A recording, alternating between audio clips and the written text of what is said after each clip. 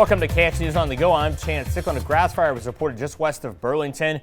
According to the Minot Rural Fire Department, the wildfire started around 11 Sunday morning. Crews from several agencies responded to that fire, and the fire has now been fully contained. As of now, we do not know how many acres were burned in that wildfire. As we get more information, we will post them over on our website at kxnet.com. Easter has come and gone, and that means it's time for the spring cleanup around the city. The City of Bismarck's annual Spring Cleanup Week for residential curbside collection starts today and will run through Thursday, April 24th. The city, of course, reminding everyone that this is the only time curbside collection like this will be available for the year. All items should be placed at their point of collection by 6 a.m. on their regularly scheduled garbage day. All small loose items for pickup must be placed in either boxes or bags and separated by type, such as wood, metals, appliances, etc. Any lumber, tree branches, and wood items must be cut and tied in 4-foot lengths or less and must be no heavier than 2 people can lift. Tires and hazardous waste or liquids will not be accepted.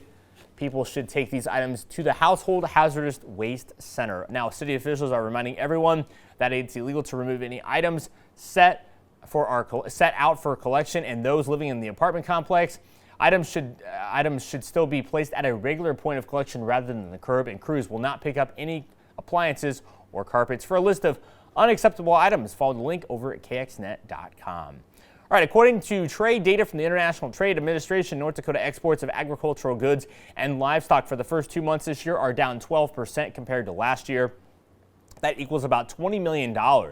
Mexico, top destination at the start of the year, accounting for 44% of all North Dakota agriculture and livestock exports. Minnesota also experienced a decline. However, South Dakota reported export gains in the same time period. Overall, according to trade data from the ITA, Midwest regional exports of agricultural goods and livestock for the first 2 months of the year fell by 24%. Here's Andre with a quick check of your forecast. Well, thank you so much, Chance. And we are starting our day out with those partly cloudy conditions here across our neck of the woods here in Bismarck. And temperatures are at 41 degrees and the winds are out of the west at 3 miles per hour. So it's a little bit on that wispy side, but not too bad. Let's head over into the Magic City, where we're also seeing those mostly sunny to partly cloudy skies, and those are some beautiful colors there too. And temperatures are at 40 degrees, and the winds are out of the west-northwest at 8 miles per hour.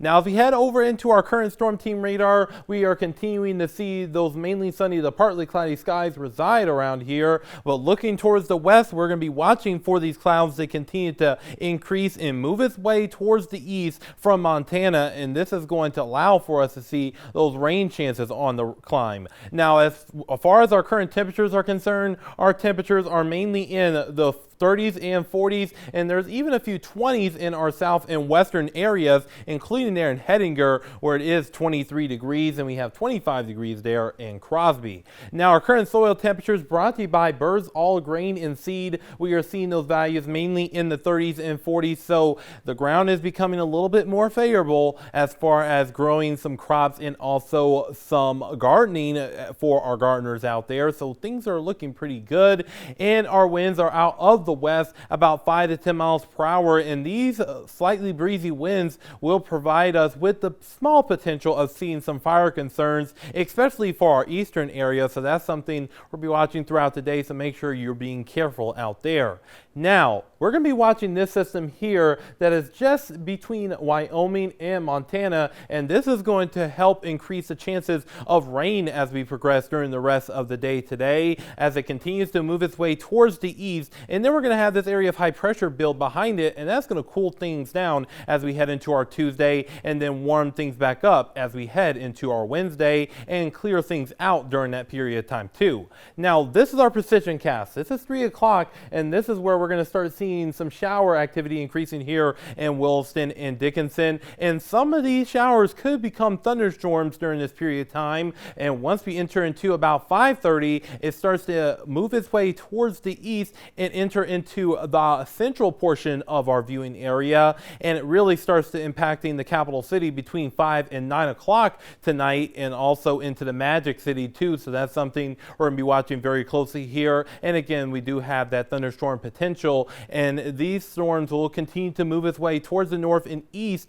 during the 3 o'clock hour on Tuesday morning, and then we'll see a little bit of a break from there. Now, looking at our thunderstorm outlook today, we are expecting some non-severe isolated thunderstorms, so that is something we're going to be watching closely. And as far as the amount of rainfall we're expecting around about a tenth to a quarter of an inch, with locally higher totals in heavier pockets. And our highs for today will mainly be in the 60s, which means guess what? Our spring meter will be at a level 4 for today. Once we get into tonight, temperatures will drop on down into the 30s, so it's going to be a relatively mild night once again. And for our Tuesday, we will see those temperatures be on the cooler side than what we're going to see today, with temperatures only climbing up into the 40s and 50s, and those wind gusts will increase to around 20 to 40 miles per hour for our Tuesday. And for Williston, we will see those temperatures remain in the 50s throughout the rest of the week, and we will see those sunny conditions return by the time we get into our Wednesday.